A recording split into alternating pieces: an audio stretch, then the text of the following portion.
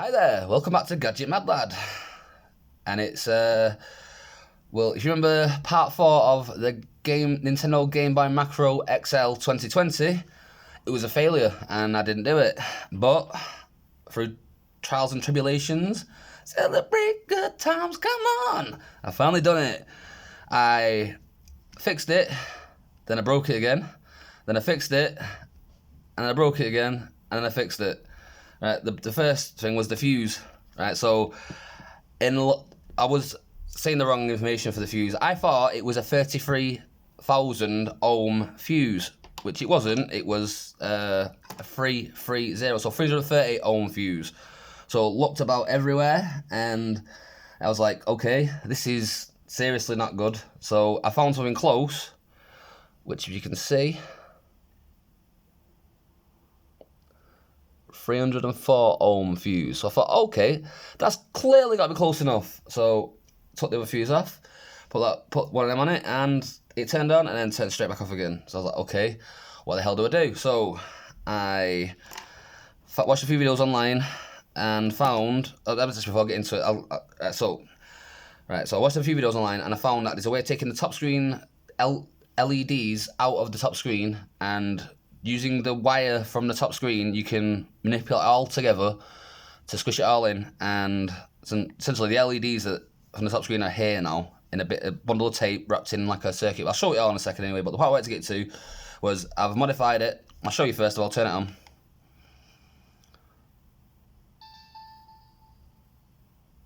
So as you can see, we've got full use of it. The battery got took out last night, so.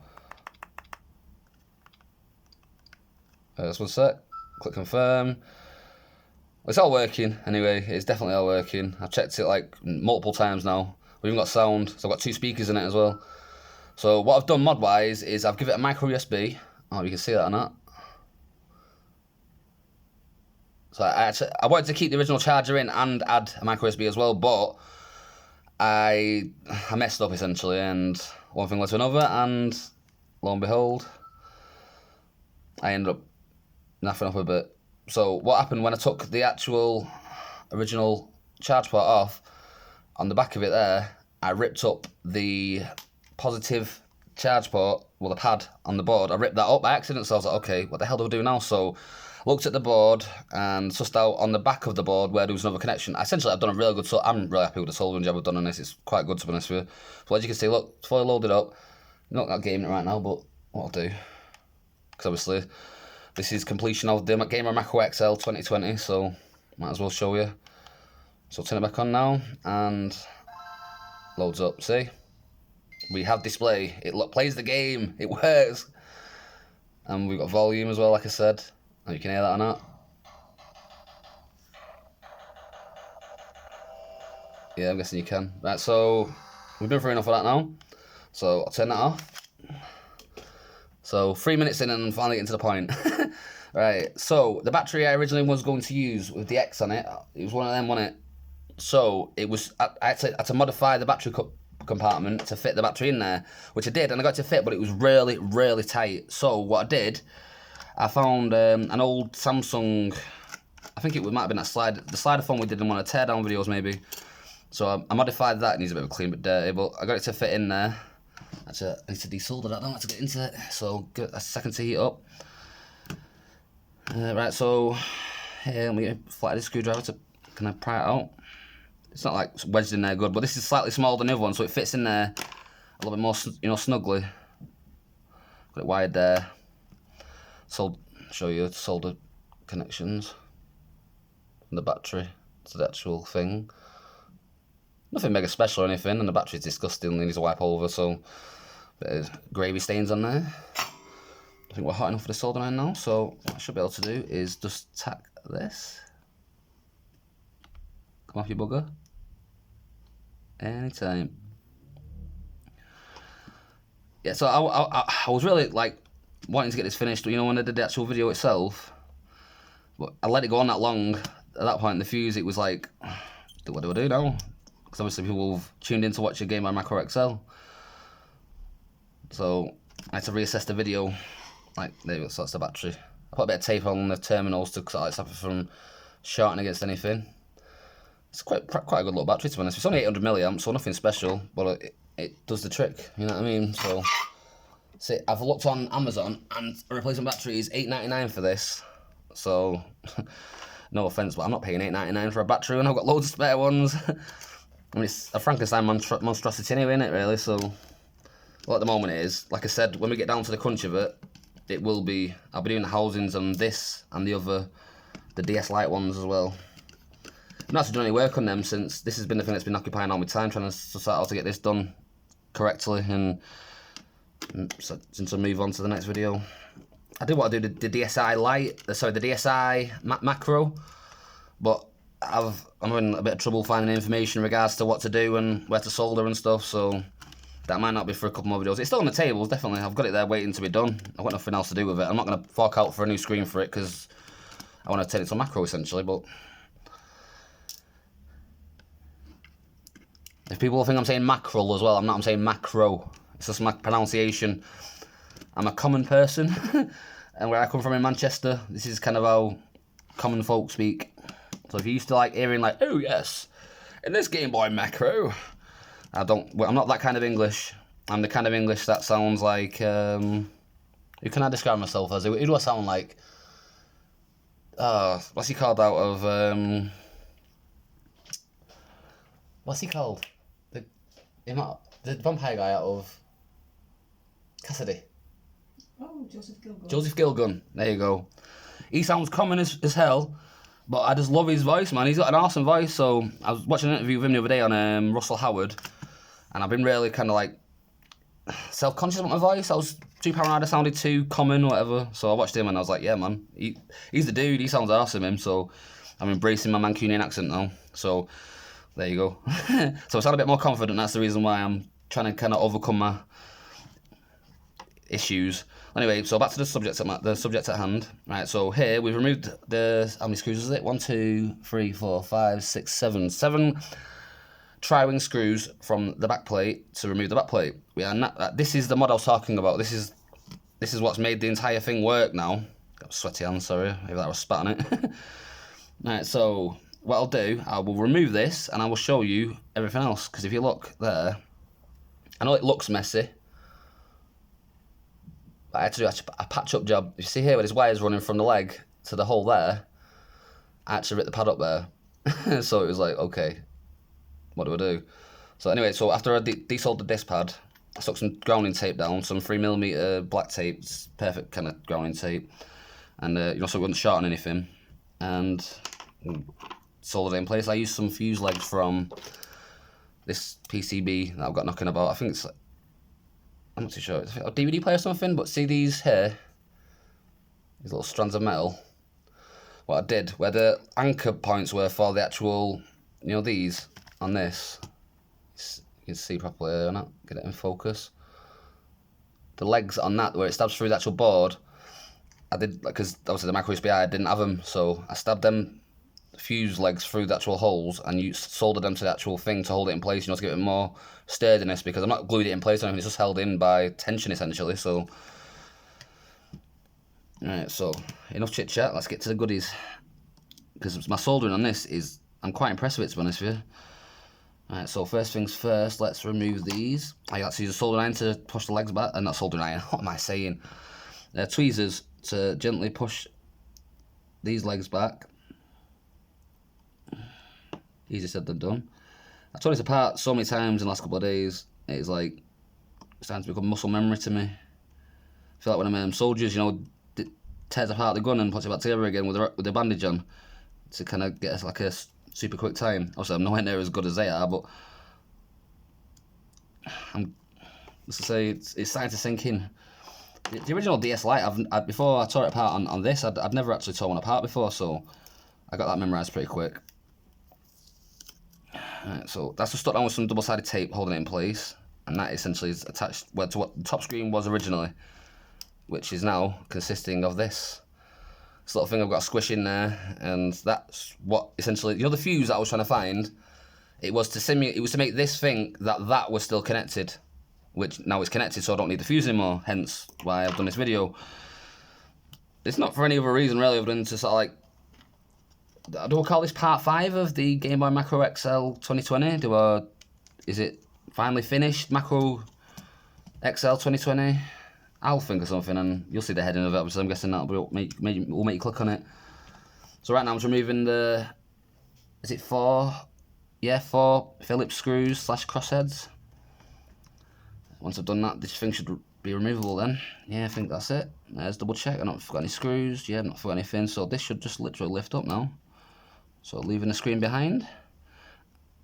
I had to also trim a little bit of there because where it lies down, it wasn't flush with the actual front end of the housing, so I had to trim it a little bit with my wire snippers.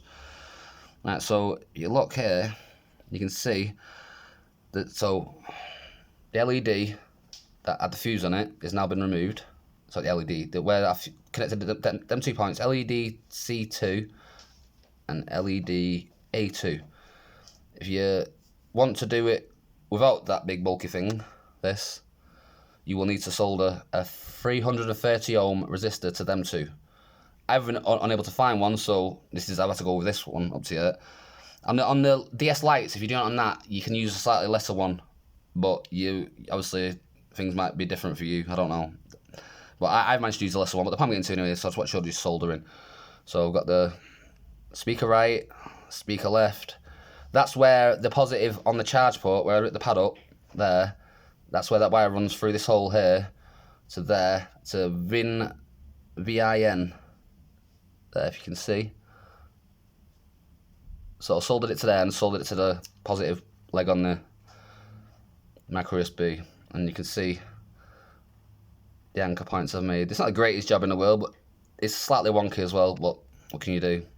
Got both the speakers in place after removing the game cartridge part. I don't know another thing as well, I don't know if people know this or not, but when you're looking for a ground pit point for your speakers, if you rip out the original DS cartridge slot, the grounding pads on that, you can actually solder it direct to them, so save yourself a bit of space with when you're trying to organise your wires and stuff. These 4 pads, I've covered all the pins up at the bottom there below, if you can see, with the tape, so not shorting against anything. I covered as much of it as I could, but obviously I've left one exposed there in case I needed it for whatever reason. I'm using, this is the left one, is it? No, this is right. So right and left. This is going to there, and this is going to there, and then I've got another wire running from there over there to the wire to there, and so on and so forth. Right, well, let's get it shot back together, and I'll show you charging, because I actually forgot to do it before I started the video, like a daft bugger. That was my intention, to show you what I'd done to it, and then get into the teardown of it and put it back together again. But me being the forgetful mofo that I am,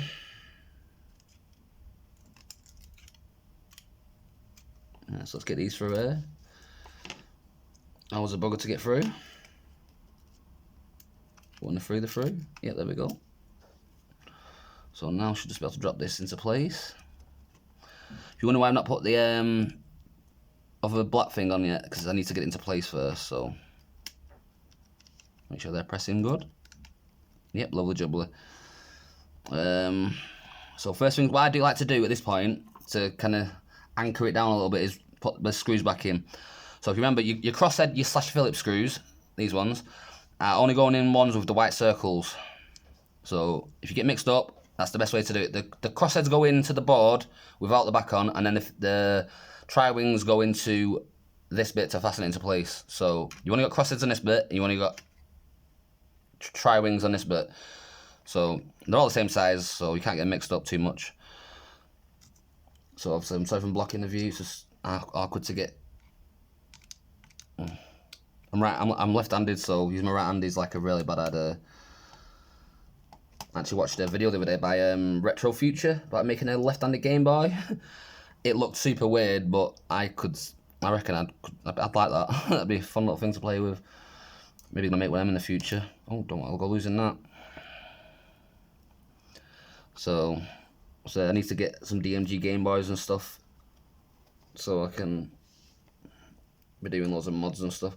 One of the next things on the agenda is going to be a PSP modding / thing. I've got a couple of PSPs. One is missing a battery cover, the other is missing an L or the right bumper. I'm not too sure which one it is, but I thought the one that's missing the bumper, rather than me forking out for a new housing for it, maybe I could make a special kind of custom console.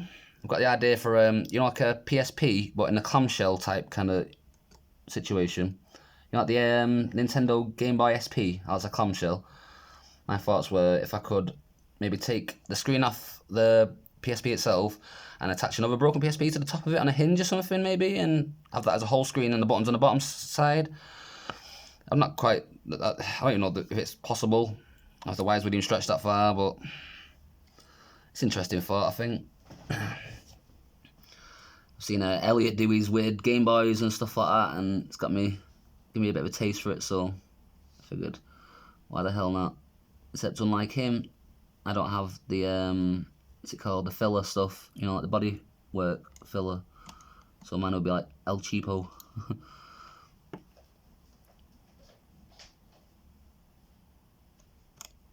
So fasten that into place. I like to use tweezers for these because it gets you a bit more accuracy. Obviously, unless you've got a steady hand, I wouldn't recommend using tweezers. Probably actually use your hands. Because obviously, it all depends on your steadiness in general. If you're a steady person, you should be okay with hands off tweezers. So we'll get that in there. Easy peasy. Fasten that down. That's the bottom screen's reattached. Now we need to do this. So I would do it. So right, the gold pins go downwards, and the brown thing covering the gold pins goes upwards. So I come in from this direction. And I slide it into place. Get it in place with my finger. Hold it a second. Make sure it's right in there. Fasten that down. That's in place now. Perfect. You see it lines up with the line at the top there. It's like a white line that lines up with the dark bit of the brown. And at this point, just like fold it down like that, stick it back to this again. Can't be too close to the actual Game Boy Advance port though, because if you do, you'll catch on a little kind of trail from there, so I just like to move slightly to the side. Firmly press it down, not too firmly, because obviously you don't be snapping on anything. I've got all the things fast. I'd actually take this apart to show you, but the pain in the ass it was to get, pardon my French, the pain in the butt it was to get it wrapped up was a nightmare, and it was a fluke. I'm not gonna lie to you, it was a total fluke, so I've been scared to unravel it since then, because like, it's the only thing I couldn't be bothered trying to fix. Anyway, back to the matter of hand, so our buttons are all good. Our buttons are all good. When I connected the micro USB charger, me and my girlfriend was like, oh, will it work? Will it work? Will it not work? And I was kind of like, I was skeptical because of all the failed attempts I'd had up to that point. And then we saw the orange light. Well, it was at first, I saw the orange light, but my hand was over it from where my partner was able to see it from. So she's like, what? It's not lighting up, Chris. I'm like, oh no, it is. No, I can't see the light. No, it's because my hand's covering it. Then I realised it was lighting up, and we were both like, yes, finally, done it. Can give up with the Game Boy Macro XL now. Well, other than the bodywork, I don't know if you can see there as well, I've melted some holes to try and let the sound come through, but let's just say they're not very big holes. I've used a safety pin, heated this little bugger up, stabbed through from the opposite side to try and not mark the plastic as much, and you can hear sound through it now, but it's not the greatest volume. There's two speakers in there, as you saw. I realised that soldering job with that was pretty damn good, I'm not going to lie. I'm quite chuffed for that. Bear in mind I've not had any flux or, we call it desoldering wick or anything to use. I'm like doing it on a poor man's budget. But that's how I like to do stuff, to be honest with you. If there's a free way of doing something, or a less costly way to do something, that's my favourite way to do things. Because I don't know, some people call me a cheapo. I don't really see it as I'm a cheapo. I see it as in like, I like to get my value from stuff. I like to use things to the full potential. Because I mean, it's wasteful, is it not? If you don't do that, I mean, if like, say you've got an old video player or a skybox or something that's knocking about, and you've got another thing that, like, example for me, I've got an original Xbox that's broken, yeah? It's got a dodgy disk drive, and it's got, I'm not too sure, I think this is a dodgy disk drive, maybe something wrong with the control port or something. I'm guessing it's a bit of corrosion. But the point I'm getting to is, in order for me to modify that, I would need to buy an IDE hard drive of a certain size, which, not there, but they're not mega cheap depending on how big you want. If you want like a terabyte or something like that, you're going to pay like maybe 30 to 50 quid maybe. But for like, say, I don't know, a 160 gigabyte one or 250 gigabyte one, you're looking maybe 10 to 20 quid, depending where you buy it from and how good condition it is in, right? Now, here's the thing. Old skyboxes which are like, I don't, if you're in America, I don't know what you call it over there. Is it TiVo or something? Well, essentially, in England, we have this thing called Sky TV, and you essentially get a box with it when you get a subscription, or you know, they tie you in or whatever, and they put a dish up outside your house, and you get a little box. Inside that, you've got a little hard drive for you to record your TV programs and stuff. Now, here's the thing. Loads of people are giving them away for like free. You literally, people pay to take them kind of thing. That's how like old and unused they are nowadays. I think some people convert them into freebie boxes or something, but that's not the point. What I do is when I come across one of them, I tear them apart, and I've got like, I'll show you, I've actually got an ID hard drive there, I think. I have a Skybox that I told not so long ago. Yes, so this is a Western Digital 250 gigabyte ID hard drive, as you can tell by the pins there. But this is the perfect thing to upgrade that hard drive on the original Xbox, because in that is an 8 gigabyte one. Yes, I said 8 gigabytes. A massive hard drive, the size as the one I showed you then, exactly the same as that, and 8 gigabytes. And storage in it is terrible to say the least. But with that 250 gigabyte one, once I've hacked it, I could put quite a few games on there. Nice, autofocus is bad. So that's my aim. Like, why would you pay money to fix that when you've got bits that could be reutilised or repurposed? I mean, everything in its own way can be repurposed, can be reused. I mean, I don't know, I feel like, I feel cheap sometimes when I'm doing it, but it's like, it's better for the planet and stuff. It's makes you, I mean, you got to think of the children are our future, as they say, whatever. Oh, bugger, that won't stick with it. If you start looking after the planet now, and repurposing stuff and recycling stuff, you never know. That's not even hot enough, you have to give that a minute to heat up. What I'm getting to is that I like to recycle stuff, and I like to think that I'm saving the planet in the process. And I know this is only like a basic mod, but I mean, you think about it, it all adds up. I mean, like, this could have ended up in a landfill if it was, obviously this one had a broken screen on top, but if, like, say one has got a broken screen on top, that's junk to somebody, you know what I mean? Whereas this repurposes the piece of junk into something that's fully usable again. And not only fully usable, but it's kind of got its own scene on the internet and stuff. You know what I mean? It's like, not homebrew, but I'm going on myself again. Well, I think you get my meaning, don't you, essentially, what I'm trying to get across. Is that a nice solder joint? Better touch a bit more, I think we're quite unconnected. That should do. Wait for it to set a little bit, give it a little tug, and we're all good. So now, I get the battery, and I give it a little bit of a jiggle about, get it in there like so. And with this, we just pull this round like so with the tweezers. Touch it against, 1 second, I need to bend it up a little bit. And get low jibbly. Now if I just touch that against that, I think, is that good? Yep, we're good. That's done. So, and that's me soldering the battery back in place. So now, switch the chargers on. Oh yeah, what I had to do as well, I had to modify the battery cover. I had the clips that hold it in place. On the original battery, still it was bulging out a little bit, but because I replaced this one, it actually closes a little bit more snugger now, but it's not the tightest close, if you know what I mean. So, refasten that. Sorry it took so long and went on so much, but as you can see, still turns on, still lights up, still let it sound. Obviously I took the battery out again, so all that crap again to go. I've got no nails to do it with, I've got stylus or something knocking about. Let's do that. Confirm. Confirm. We don't care about the time and date. We set this at a later date. Not a problem for right now. Just want to get through it to show you. Blah blah blah. Time and date, birthday settings. Restart. So turn off a second. Well, we'll turn off automatically, should I say. Set the game back in it. Obviously to show it's still working.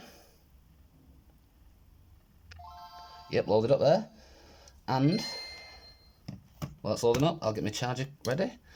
So micro USB charger port. Charger even. Making a sound as well. And where the charger is, if I just watch out for the green light to turn orange, connect that. Voila! We have a charging DS Macro XL. 2020.